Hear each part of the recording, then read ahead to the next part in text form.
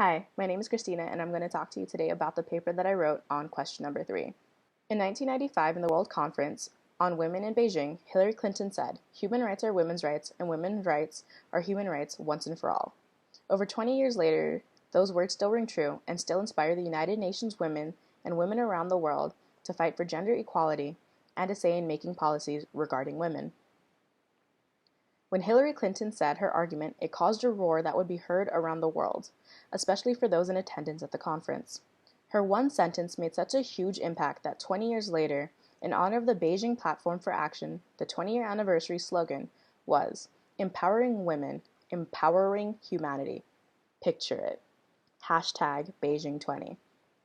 In these 20 plus years, we have made such progress in empowering women, but we are still reminding women and the world that rights are for all, and the main way we get there is by closing the gender gap.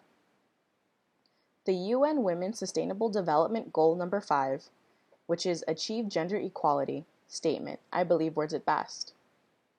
Gender equality is more than a goal in itself. It is the precondition for ending poverty, building peaceful societies, and achieving sustainable development.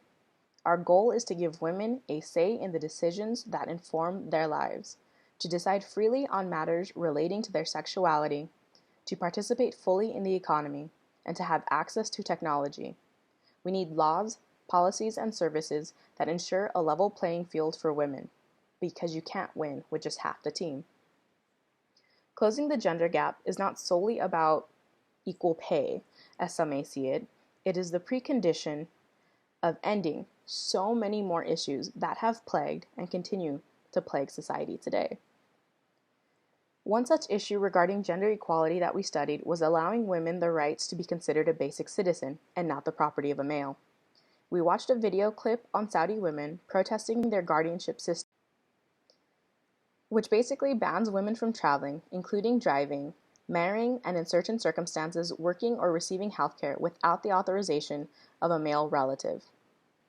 By allowing Saudi women to become citizens in their own right, it would be a huge leap in closing the gender gap. In this case, Saudi women would be allowed to work more freely, which allows them to participate in the economy, empowering their vote on hard issues, and having a voice in decisions that matter and relate to them, and not just having men make all the decisions while they just have to obey.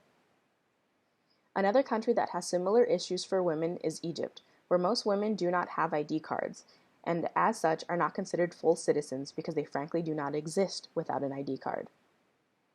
Without an ID card, women are not allowed to vote, nor do they get the basic rights as other citizens, such as enrolling their children into school, or even being able to purchase a plot of land or home.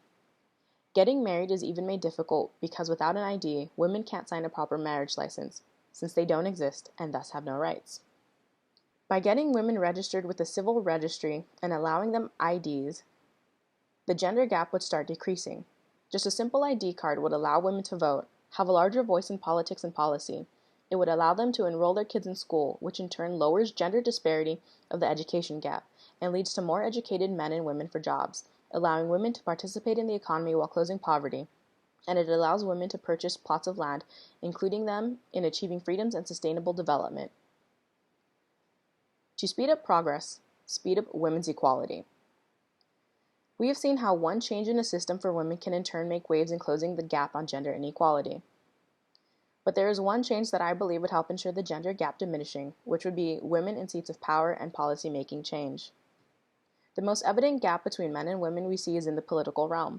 Women make up 49.549% of the world's population, according to World Bank. Yet the world's average of women in national legislature is only 18.6%, and the United States ranks 85th with 16.8%, according to Lawless and Fox. By achieving equal parts of participation for both women in politics, 50-50, it would much more accurately reflect on how we are represented in the world, which means that on a global scale, we need to be represented 31.4% more by women than we are now. This is no easy task. Since Beijing over 20 years ago, we have made strides in this exact issue, striving for a world where each woman and girl can exercise her freedoms and choices and realize all her rights, such as to participate in decisions and to earn equal pay for equal work, according to UN Women.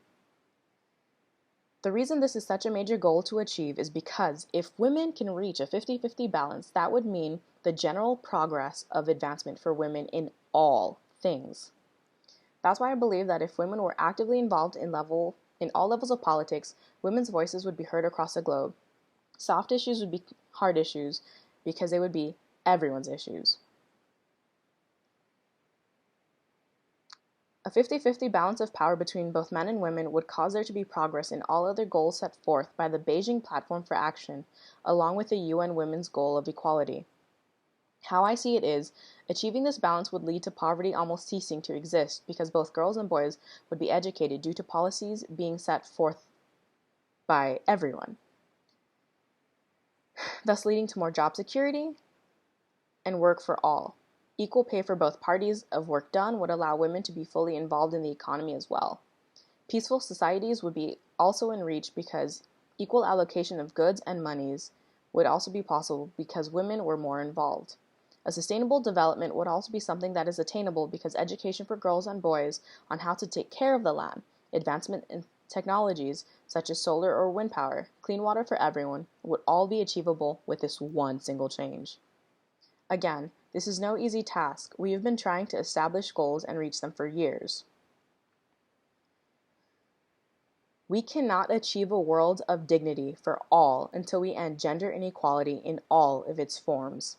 These are powerful and true words spoken by General Ban Ki-moon, the United Nations Secretary.